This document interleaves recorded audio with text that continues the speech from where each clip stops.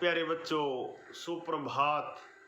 आओ हिंदी व्याकरण और हिंदी भाषा सीखें कार्यक्रम में आप सबका हार्दिक स्वागत है। प्यारे बच्चों, आज हम NCERT द्वारा कक्षा 9वीं के पाठ्यक्रम में शामिल मेरे बचपन के दिन नामक पाठ के अभ्यास के प्रश्न उत्तर सीखने का प्रयास करेंगे। प्यारे बच्चों, मेरे बचपन के दिन हिंदी की सुप्रसिद्ध रचनाकार महादेवी वर्मा जी की महत्वपूर्ण रचना है, जिसमें उन्होंने अपने विद्यालय के दिनों के बारे में विस्तार पूर्वक बताया है। प्यारे बच्चों, आइए मेरे बचपन के दिन नामक पाठ के अभ्यास के प्रश्न उत्तर सीखते हैं। प्यारे बच्चों, पहला प्रश्न देखिए। मैं उत्पन्न हुई तो मेरी बड़ी खातिर हुई और मुझे वह सब नहीं सहना पड़ा जो अन्य लड़कियों को सहना पड़ता है। इस कथन के आलोक में आप यह पता लगाएं कि उस समय अर्थात महादेवी वर्मा के समय लड़कियों की दशा कैसी थी। प्यारे बच्चों, लेखिका के कथन से अनुमान लगता है कि उस समय लड़कियों की दशा दयनीय थी। उनका जीवन चार दीवारी के भीतर कैद था। पुरुषों की तुलना में लड़कियों को हेय दृष्टि से देखा जाता था। समाज में व्याप्त कई कुरीतियों का उन्हें सामना भी करना पड़ता था, जैसे दहेज प्रथा, बाल विवाह, सती प्रथा आदि। लड़कियों को शिक्षा हासिल करने के लिए कठिनाइयों का सामना करना पड़ता था। समाज की अवहेलनाओं का सामना करना पड़ता था। मेरे बच्चों, इसी प्रसंग के आलोक में दूसरा प्रश्न देखिए। लड़कियों के जन्म के संबंध में आज कैसी परिस्थितियां हैं। प्यारे बच्चों, लड़कियों के जन्म के संबंध में आज परिस्थितियां थोड़ी बदली हैं। पहले की तुलना में आज लोगों की सोच में परिवर्तन आया है। लोगों का ध्यान बेटियों की शिक्षा की तरफ भी अग्रसर हुआ है। भ्रूण हत्या जैसे जघन्य मामलों की रोकथाम के लिए कड़ी कानून व्यवस्था अस्तित्व में लाई गई है, परंतु अभी भी स्थिति पूरी तरह से नियंत्रण में नहीं है। बेटियों के साथ अनाचार जैसे मामले निरंतर जारी हैं। प्यारे बच्चों, प्रश्न नंबर 2 देखिए। लेखिका उर्दू फारसी क्यों नहीं सीख पाई। प्यारे बच्चों, लेखिका उर्दू फारसी क्यों नहीं सीख पाई। लेखिका उर्दू फारसी इसलिए नहीं सीख पाई क्योंकि उन्हें उर्दू फारसी सीखने में कोई रुचि नहीं थी। फलस्वरूप वह उर्दू फारसी पढ़ने में ध्यान नहीं लगाती थी। प्रश्न नंबर 3 देखिए।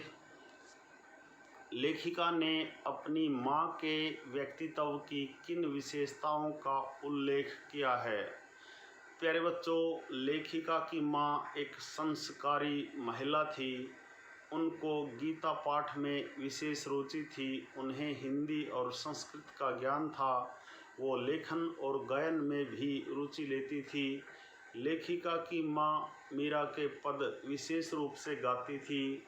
वह सुबह सुबह जागिए कृपा निधान पंछी मन बोले गीत गाती थी और शाम में भी मीरा का कोई पद गाती थी। लेखिका कहती है कि मैंने अपनी माँ से ही सीखकर ब्रज भाषा में लिखना आरंभ किया। प्रश्न नंबर 4 देखिए। जवारा के नवाब के साथ अपने पारिवारिक संबंधों को लेखिका ने आज के संदर्भ में स्वप्न जैसा क्यों कहा है। प्यारे बच्चों, हिंदू मुस्लिम विवाद और संघर्ष वर्षों से हमारे मुल्क की कमजोरी रही है। मुल्क देश बल्कि आज़ादी से पहले हम मिलकर स्वतंत्रता आंदोलन में भाग लिए थे। उस वक्त हमारी एकता प्रगाढ़ थी। परंतु स्वतंत्रता पश्चात हम आपस में धार्मिकता के आधार पर ज़्यादा उलझ गए। सांप्रदायिक घटनाओं को खुलकर अंजाम दिया जाने लगा। ऐसी स्थिति में यदि दो कट्टर विरोधी धर्म के लोग या परिवार आपस में सारे झगड़े झंझटों को त्याग कर प्रेम पूर्वक रहने लगे तो ये सचमुच किसी सोपन के समान है। इसलिए जवारा के नवाब के साथ अपने पारिवारिक संबंधों को लेखिका ने आज के संदर्भ में सोपन जैसा कहा है। प्यारे बच्चों, आगे देखिए प्रश्न नंबर 5। महादेवी वर्मा को काव्य प्रतियोगिता में चांदी का कटोरा मिला था। अनुमान लगाइए कि आपको इस तरह का कोई पुरस्कार मिला हो तो वह देश हित में या किसी आपदा निवारण के काम में देना पड़े तो आप कैसा अनुभव करेंगे या करेंगी। प्यारे बच्चों, यदि वास्तव में देखा जाए तो देश हित से बड़ा कोई धर्म या कर्तव्य नहीं है। लेखिका महादेवी वर्मा जी की तरह मुझे भी कोई पुरस्कार मिला होता तो संकट की घड़ी में उसे देश के नाम करने से जरा भी संकोच नहीं करता। अपनी मातृभूमि के हित में कुछ योगदान देकर मुझे प्रसन्नता और गर्व का एहसास होता। प्यारे बच्चों, प्रश्न नंबर 6 देखिए। पाठ से निम्नलिखित शब्दों के विलोम शब्द ढूंढकर लिखिए। विद्वान, अनंत, निरपराधी, दंड, शांति। प्यारे बच्चों, विद्वान का विलोम अथवा विपरीतार्थक होता है मूर्ख, अनंत संक्षिप्त, निरपराधी अपराधी, दंड पुरस्कार, शांति अशांति। प्यारे बच्चों, प्रश्न नंबर 7 देखिए। निम्नलिखित उपसर्ग प्रत्ययों की सहायता से दो दो शब्द बनाइए। उपसर्ग हैं अन, अ, सत, सव, दुर और प्रत्यय हैं दार, हार, वाला, अन्य। प्यारे बच्चों, उपसर्ग और प्रत्ययों का प्रयोग करने से पहले आप उपसर्ग और प्रत्यय की परिभाषा जान लीजिए। वे शब्द या शब्दांश जो अन्य शब्दों के आगे जुड़कर उसके अर्थ को बदल देते हैं उन्हें उपसर्ग कहते हैं। जैसे हम हार शब्द के आगे प्र उपसर्ग लगा देते हैं तो प्रहार हो जाता है। यदि हम हार शब्द के आगे वी उपसर्ग लगा देंगे तो विहार हो जाएगा। इसी प्रकार प्रत्यय में यदि हम ईमान के आगे दार लगा देंगे तो ईमानदार हो जाएगा। आइए दिए गए उपसर्ग और प्रत्ययों से दो दो शब्द बनाते हैं। अन, अन्यतर, अंतर, अ, असंभव, असत्य, सत, सत्कर्म, सत्यानाश, स्व, स्वतंत्रता, स्वर्ग, दुर, दुर्घटना, दुर्लभ। प्रत्यय से देखिए। दार, किराएदार, हवलदार, ईमानदार, पहरेदार आदि।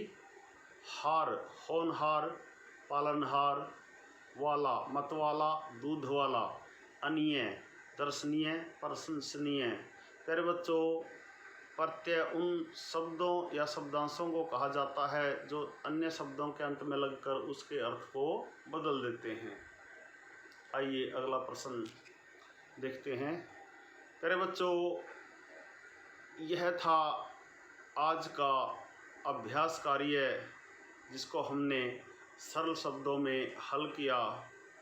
प्यारे बच्चों, अभ्यास के प्रश्नोत्तरों पर आधारित मेरे बचपन के दिन नामक पाठ का अभ्यास कार्य यदि आपको समझ में आया हो तो इस वीडियो को लाइक, कमेंट और ज़्यादा से ज़्यादा शेयर ज़रूर करें।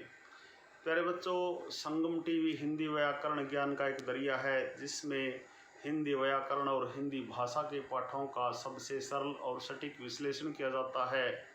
प्यारे बच्चों, यदि आप वास्तव में गंभीरता के साथ हिंदी व्याकरण और हिंदी भाषा को सीखना चाहते हैं तो आपके अपने YouTube चैनल संगम टीवी हिंदी व्याकरण को सब्सक्राइब करें और वीडियो पर दिए बेल आइकन को ज़रूर दबाएं ताकि संगम टीवी हिंदी व्याकरण पर पढ़ाए जाने वाले पाठों का सबसे सरल और सटीक विश्लेषण यूट्यूब पर अपलोड होते ही उसका नोटिफिकेशन सबसे पहले आपके पास पहुँचे।